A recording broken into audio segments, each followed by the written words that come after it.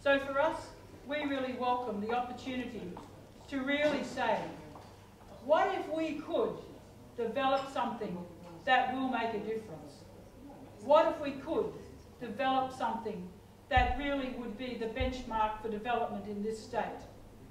What if we could develop something that will give a sense of place and will also be something that people will look at and won't age in 50 years and be outdated?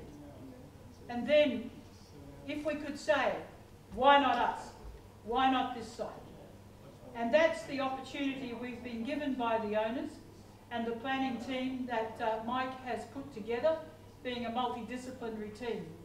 These are unique opportunities in the city of Mandurah, and I'm so pleased that so many of you have come out to really contribute your own sense of wisdom into that. Most of the developers I know, they said, oh David, you know, because I've had this project for 30 years, it's been a long, hard haul. And they said, look, chop all the trees down there right now, before while you can, because the greenies will get you. And I said, look, you know, I'm not going to do that. It's too beautiful to do that. And I'm hoping that we will not, that they'll let us do something worthwhile, so that other developers can see that you can actually do both. You can actually create something worthwhile, preserve the environment, preserve the integrity of the place, and still make money. You don't have to squeeze every cent of it in the short run. Just take time, be a bit more patient. You know, and 30 years is pretty patient. For us, the three biggest issues in advancing human futures in Australia are the health and well-being of people, the health and well-being of the planet, and reconciliation with Indigenous Australians. And if Panorama does not achieve those objectives, then it will not have been successful in our eyes. We want a big oval, we're short of ovals. Where our kids are going to, you know, we talk about obesity and the younger generation, and it's like this. Well, it's because it's all, we're not getting any ovals, everyone's just looking at the bush and getting fat. You know, this is the thing we need to sort of work through and get that balance as well. Fire away, Jane. So just looking at the east-west corridor, just saying, you know, 100 metres is a good place to start. The corridor, it's been spoken a bit about a wildlife corridor, and Jane touched on this, that it shouldn't just be a wildlife corridor. We talked about it being a multi-purpose corridor. So look at how people are going to interact and use that corridor, as well as its biodiversity function.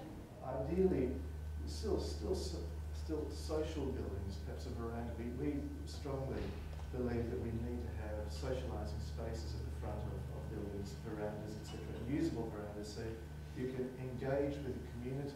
Office has done spring flora surveys last spring. We've done fauna surveys on the site and some other groundwater investigations. We found 160 different plant species, some of them, a lot of them natives, a few weeds. None of them are rare plants, and there are no priority plant species. It's a personal thing. I built a house 3 years ago, as I said, in Dawesville, and it wasn't a big house, but it's what I could afford. It cost me $100,000, but what I did, I actually kept the backyard as a bush, so I didn't actually clear any backyards. My backyard's actually bushland, 700 square metres, and revegetation coming up by itself, but also the fact that it's just, I have a sense of place. I know exactly where I am in the backyard. This development, we've sort of been tasked with not just looking for 5 years ahead or 15 years ahead, but 50, 100, 1,000 years ahead. So the important thing here is to look at this other 70 to 60% of what we do, which is essentially everything you do out of the home, how you live your life. And that's why Panorama's vision for community model is so important to actually reducing Australia's greenhouse gas emissions. Really important, Nick, and that's the thrust of, I think, the entire team. Even we saw Bruce's presentation earlier, they're almost sort of reversing the emphasis. In the past, it's always been the car. So if we just say, okay, we've got to cater for the car, but let's put the pedestrian first. Yeah. And I think the point that I tried to make, you know, in the opening remarks yesterday was just that in the past, it's either we've been catered for the car or we've catered for the natural environment. Can we just find a balance and think about it as the human habitat first? What's the term phrase that, you know, we're primarily dedicated to making better places for humans and then safeguarding nature, particularly in the urban context. Obviously, we've got a lot of natural lands, but when we're in the urban setting, think about, you know, human beings, and a lot of it comes back to scale. He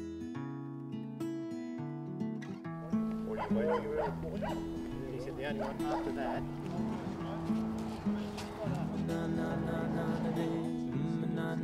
na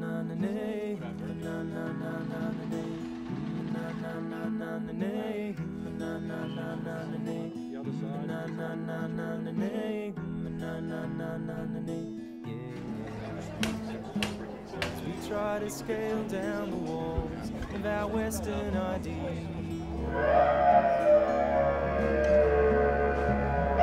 Through the holes in our thoughts and wonder how it feels to know your neighbors, to know their family, to be a part of a greater community.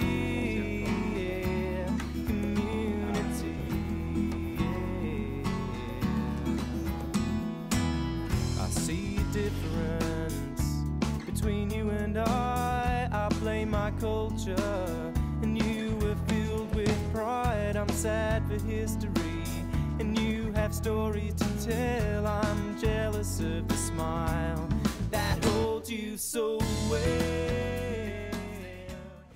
Mike and Greg asked me to just say a few words because, I mean, I do really have a love of that area. And as these guys know, I went along to the first community reference group meeting with quite a heavy heart, thinking this was just going to be another, you know, Clayton's consultation process, and you know, where we were listened to without really being listened to, and that the area would be basically raped. Well, I mean, I went with guns drawn. I never drew them out of my holster, and I am here today with no guns at all. And the reason I think that that process has been a personal journey for me is the trust that has been engendered, and it was referred to today. And you know, I mean, trust in a developer, I mean, I never thought it was actually possible, but this process has shown me that it is. And I think the community reference group as a whole, as Alan has said, has valued the process that we've been through. You know, really hats off to the owners, Marina and Trevor and Sharon and Greg and David. You know, you're just absolutely unique. There was many diverse views, many comments and so on. And as far as I know, right from there until now, there's not been a harsh word said. Nobody's got hot under the collar and said, I don't agree with that, or in a bad way. I'd like to say that on behalf of Timber's Edge, we welcome our new neighbours, Panorama, and the Towards 3000 and all the guys connected with it. And you're welcome to come and have a couple with us anytime you like. And together we will get a hole in the fence. Can I make one comment? I've been here this week as a representative of the Southern Estuary Progress Association. We're only a small group, but we've been in existence for over 40 years, and in that time we have seen some dreadful things done in the Dorset area and in progress. When we first heard about Panorama, I think we collectively said, oh my God, bang goes another piece of natural bush. But after this week, I have to say, if you create on the ground what you created on that plan, we'll say well done. Thank you very much, Troy.